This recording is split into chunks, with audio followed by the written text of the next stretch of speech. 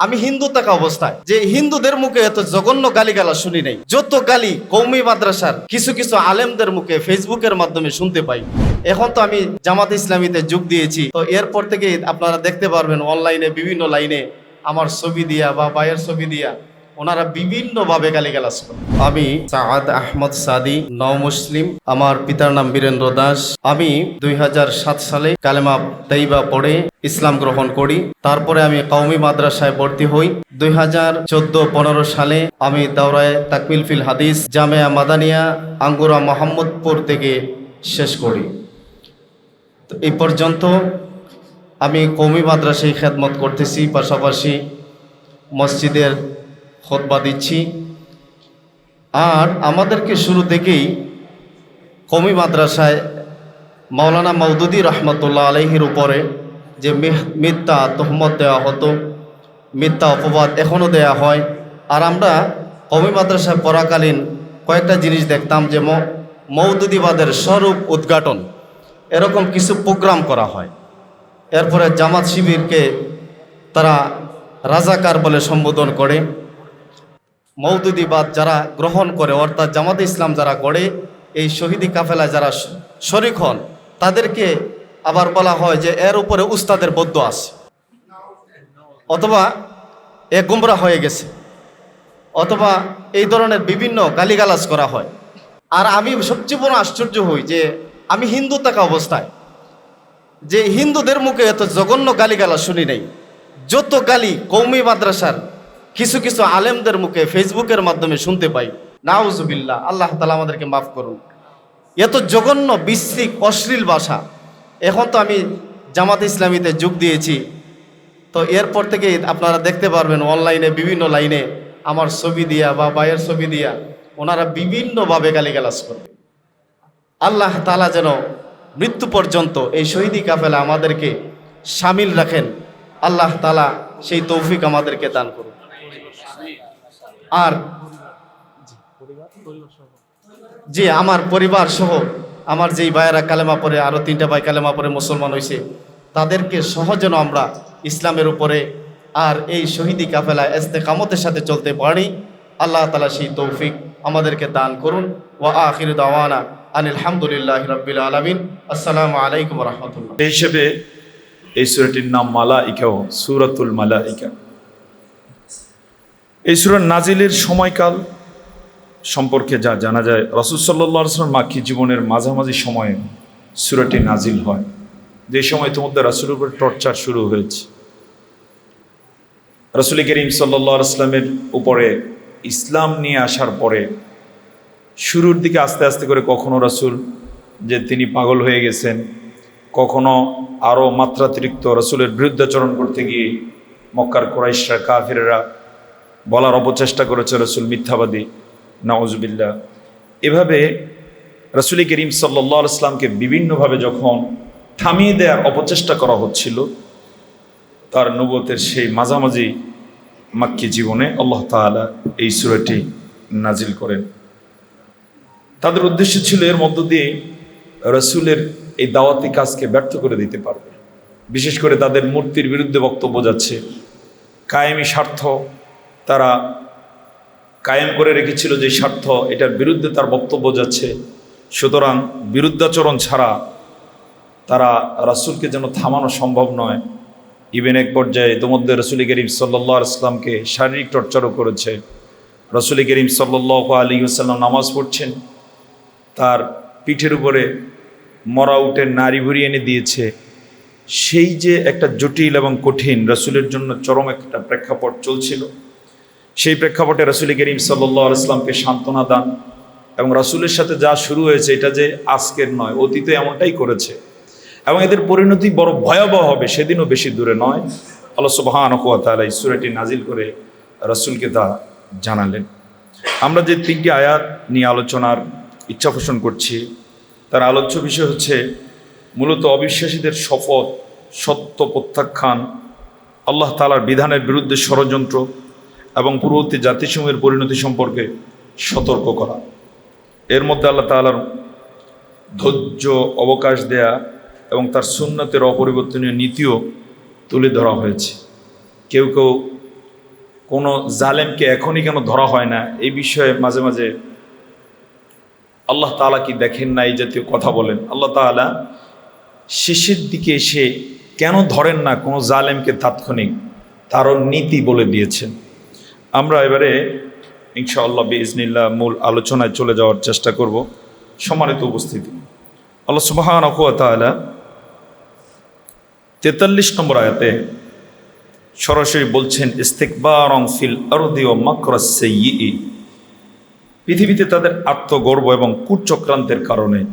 এই আয়াতের ব্যাখ্যাটুকু বোঝার জন্য তার আগের আয়াতটুকু যদি একটু আমরা দেখি তাহলে স্পষ্ট হয়ে যায়। সেখানে আল্লাহ তাআলা বলছেন, ওয়া আকসামু বিল্লাহি জাহদা আইমানিহিম লা ইন জাআকুম নাযীর লাকুনুন্না আহদা মিন ইহদাল উমাম ফালাম্মা জাআকুম নাযীরুন মা যাদাহুম ইল্লা নুফুরা। এই কুরাইশরাই পূর্বে অত্যন্ত জোরালোভাবে শপথ করেছিল যে যদি তাদের কাছে কোনো নবী আসেন তবে তারা অনন্য উম্মত হয়ে অন্যান্য উম্মতদের চেয়ে বেশি তারা রাসূলকে সাহায্য করবে। কিন্তু যখন তাদের কাছে রাসূল আকরাম সাল্লাল্লাহু আলাইহি ওয়াসাল্লাম এলেন, তখন তার আগমন তাদের কাছে সত্য বিমুখতাই বৃদ্ধি করল। আল্লাহ তাআলা স্পষ্ট করে দিলেন যে এর আগে বনী ইসরাইল এমনটাই বলতো, কিন্তু মূসা আলাইহিস সালাম আসার পরে তার সাথে কি আচরণ তারা করেছে, তাদের এই বিষয়গুলো আল্লাহ সুবহানাহু ওয়া তাআলা এই আয়াতে আরেকটু খোলাসা করে দিলেন যে মূলত তাদের কূটচক্রান্ত থেমে থাকবে না, এমনটা করতেই থাকবে। এই কূটচক্রান্ত শুধু এক নবী, দুই নবী, তিন নবীর সাথে নয়। আমরা কোরআনুল কারীম যারা অধ্যয়ন করি আমরা জানি হযরতে নূহ আলাইহিস সালাম থেকে শুরু করে রাসূলুল্লাহ সাল্লাল্লাহু আলাইহি ওয়াসাল্লাম পর্যন্ত যতজন নবী এবং রাসূলের ইতিহাস আছে প্রায় সবার সাথেই আচরণ করেছে। সম্মানিত হাজিরিন, সম্মানিত উপস্থিতি, সেই কথাগুলো আল্লাহ তাআলা এখানে তুলে ধরেছেন। এক পর্যায়ে আল্লাহ সুবহানাহু ওয়া তাআলা বলেন যে আমার রাসূলের সাথেও সেম আচরণ তারা শুরু করেছে কি এই খায়েশে যে অতীতে নবীদের সাথে বেয়াদবির কারণে তাদের জাতিকে কিন্তু আমি ছেড়ে দেই না, ধ্বংস করে দিয়েছি। ওরাও কি সেই ধ্বংস কামনা করছে, ধ্বংস ডেকে আনছে? বিশেষ করে আমরা জানি অতীতে কওমে নূহ তাদের নবী হযরত নূহ আলাইহিস সালামের সাথে জুলুম করেছে, অন্যায় করেছে, তার আনিত দাওয়াতকে অস্বীকার করেছে, পরিণতি বড় ভয়াবহ হয়েছে। আমরা এই বিষয়ে কথা বলবো ইনশাআল্লাহ। এরপর আদ জাতি অহংকার করেছে, শক্তির দম্ভ দেখিয়েছে, তাওহীদ অস্বীকার করে নবীর অবাধ্য হয়েছে। আল্লাহ তাআলা এই অহংকারকে চূর্ণ বিচূর্ণ করে দিলেন পশ্চিম দিক থেকে ঝড়ো বাতাস দিয়ে।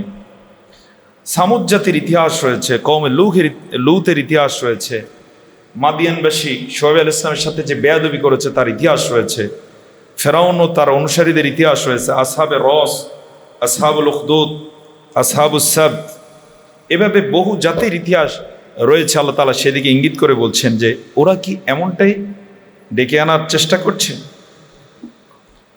আল্লাহ সুবহানাহু ওয়া তাআলা সেখানে একটা বিষয় বলে দিচ্ছেন, ফালান তাজিদা লিসুন্নাতিল্লাহি তাবদীলা। ওরা যেটা করছে এর পরিণতি যা হওয়ার এটা হবে, কারণ আল্লাহ তাআলা তার সুন্নাহ, তার সিস্টেম পরিবর্তন করেন না। যারা পাপাচারী অবশ্যই তাদের সাজা ভোগ করতে হবে। তিনি আরো দ্ব্যর্থহীন কণ্ঠে বলছেন, ওয়ালান তাজিদা লিসুন্নাতিল্লাহি তাহওয়িলা, তুমি কখনো তার নিয়ম টলতে দেখবে না। 44 নম্বর আয়াতে আল্লাহ সুবহানাহু ওয়া তাআলা বলছেন, আওয়ালাম ইয়াসিরু ফিল আরদ ফায়ানজুরু কাইফা কানা আকিবাতুল লাযিনা মিন ক্বাবলিহিম ওয়া কানু আশাদ্দা মিনহুম কুওয়া। তারা কি পৃথিবীতে পরিভ্রমণ করে না এবং তারা কি দেখে না যে অতীতের লোকদের পরিণতি কি হয়েছিল? কোন কোন জালেম মক্কায় যারা সেই সময় রাসূলের সাথে বিরুদ্ধাচরণ করছিল এদের চেয়ে অনেক শক্তিশালী ছিল। সামুদ জাতি কত শক্তিশালী ছিল কোরআন তার বক্তব্য পেশ করেছে। এরপরে দীর্ঘ সময় পৃথিবীতে পেয়েছে বিচরণের, বসবাসের, নূহ আলাইহিস সালামের জাতি, কিন্তু পরিণতি কি হয়েছে আল্লাহ তাআলা সেদিকে ইঙ্গিত করছেন। আল্লাহ তাআলা জানিয়ে দিলেন যে ওয়াকানু আশাদ্দ মিনহুম কুওয়া, শক্তিতে সাহসে তারা এদের চেয়ে অনেক শক্ত ছিল, অনেক মজবুত ছিল, বলিষ্ঠ ছিল, কিন্তু তারা টিকতে পারে না, তারা আল্লাহকে পরাভূত করতে পারে না। ওমা কান আল্লাহু লিউযযহু মিন শাইইন ফিস সামাওয়াতি ওয়াল আরদ, ওরা তো নরমালি আকাশ জমিনের এমন কোনো শক্তি নাই যারা আল্লাহ তাআলাকে পরাভূত করতে পারে। করবে কিভাবে? সবই তো আল্লাহ তাআলার নগণ্য সৃষ্টি মাত্র। সৃষ্টি কোনোদিন স্রষ্টার সাথে প্রতিযোগিতা করতে পারে না, সৃষ্টি কোনোদিন স্রষ্টাকে চ্যালেঞ্জ করতে পারে না, অসম্ভব। আল্লাহ তাআলা সেই কথা বললেন, ইন্নাহু কানা আলিমান কাদিরা, নিশ্চয়ই তিনি সর্বজ্ঞ সর্বশক্তিমান। সম্মানিত উপস্থিতি, কোরআনুল কারীমে আল্লাহ সুবহানাহু ওয়া তাআলা বহু জাতির ধ্বংসের ইতিহাস তুলে ধরেছেন। এই ধ্বংসপ্রাপ্ত জাতির সংখ্যা কত আমরা যদি জানতে চাই, তাহলে কোনো সংখ্যা নির্ধারণ করা হয় না। কারণ আল্লাহ তাআলা এক পর্যায়ে যাদেরকে নাম উল্লেখ করা যায়, যাদের ইতিহাসে নাম এখনো আছে, কোরআনে আছে, অতীতের আসমানি কিতাবগুলোতে আছে, এরপরে বিভিন্ন ঐতিহাসিক গ্রন্থগুলোতে আছে, সেখান থেকে আমরা বিশেষ করে কোরআনুল কারীমে 12টা জাতির কথা সরাসরি নাম নিয়ে নিয়ে আল্লাহ তাআলা উল্লেখ করেছেন। এই 12টা নাম আমি আপনাদের সামনে তুলে ধরছি, যেটা কয়েকটা আগে বলেছিলাম। কওমে নূহ, আদ, সামুদ, কওমে লূত, কওমে শুআইব আলাইহিস সালাম এবং ফেরাউন তার অনুসারীরা, আসহাবে রস, আসহাবুল উখদুদ, আসহাবে সাবত। এরপরে সেখানে কারুনের ইতিহাস আল্লাহ তাআলা তুলে ধরেছেন সূরা কসাসের মধ্যে ৭৬ থেকে ৮২ নম্বর আয়াতে। সাবা জাতির আল্লাহ তাআলা ইতিহাস তুলে ধরেছেন সূরা সাবার মধ্যে। এরপরে আসহাবুল ফিলের ইতিহাস আল্লাহ তাআলা তুলে ধরেছেন সূরা ফিলের মাঝে। এভাবে আল্লাহ সুবহানাহু ওয়া তাআলা এতগুলো জাতির ইতিহাস এবং কি নির্মমভাবে ধ্বংস করে দিয়েছেন তার ইতিহাস বলে তিনি বলেছেন আরো বহু জাতিকে ধ্বংস করেছেন। হাদিসেও প্রায় এগুলোর ব্যাখ্যা এসেছে। আমরা সেখান থেকে নূহ আলাইহিস সালামের জাতির ইতিহাসটা একটু তুলে ধরতে চাই। বিশেষ করে কোরআনুল কারীমে নূহ আলাইহিস সালাম এবং তার জাতির ইতিহাস আল্লাহ তাআলা একটা সূরা দিয়ে তুলে ধরেছেন। সেই সূরাটা হলো সূরা নূহ। নূহ আলাইহিস সালাম এক পর্যায়ে তার জাতির প্রতি অতিষ্ঠ হয়ে আল্লাহ তাআলার কাছে বদদুয়া দিলেন কোরআনের ভাষায়, ওয়াকালা নূহু রাব্বি লা তাযর আলাল আরদি মিনাল কাফিরিনা দাইয়ারা। এমনকি নবী বলছেন কতটা তাদের প্রতি তিনি নাখোশ ছিলেন। তিনি আল্লাহর কাছে বলে দিলেন, ইন্নাকা ইন তাযরহুম ইউদিল্লু ইবাদাক ওয়া লা ইয়ালিদু ইল্লা ফাজিরান কাফারা। আল্লাহ তাআলা নবীর দোয়া কবুল করে বসলেন। তাদেরকে আল্লাহ সুবহানাহু ওয়া তাআলা ইতিহাসের লাঞ্ছিত জীবন দান করলেন, যে জীবন আর খুঁজে পাওয়া যায় না। আমরা সেখান থেকে তুলে ধরছি। নূহ আলাইহিস সালামের জাতির ধ্বংসের ইতিহাস বুঝতে হলে প্রথমে বোঝা দরকার যে তারা কিভাবে শিরিক শুরু করেছিল। আল্লাহ তাআলা কোরআনুল কারীমে সূরা নূহের 23 নম্বর আয়াতে এই বিষয়ে বলেন, তার জাতিকে কেন আল্লাহ তাআলা ধরলেন। ওয়াকালু লা তাযরুন্না আলিহাতাকুম ওয়া লা তাযরুন্না ওয়াদ্দান ওয়া লা সুওয়াআ ওয়া লা ইয়াগুস ওয়া ইয়াউকা ওয়া নাসরা।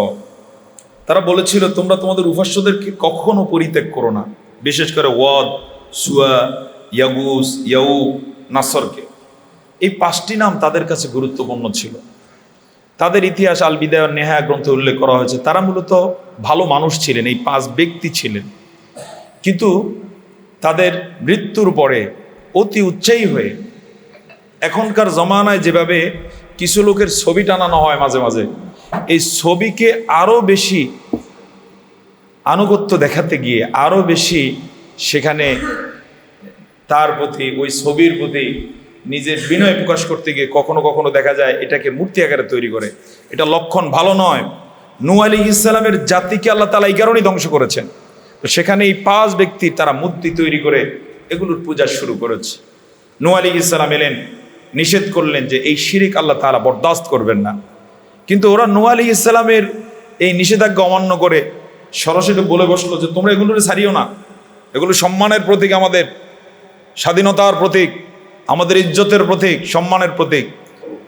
আল্লাহ তাআলা তাদেরকে নবীর মাধ্যমে বারবার সংশোধনী দেওয়ার পরও যখন মানে নেয়, পরিণতি কি হয়েছে আমরা জানব। সুপ্রিয় সম্মানিত উপস্থিতি,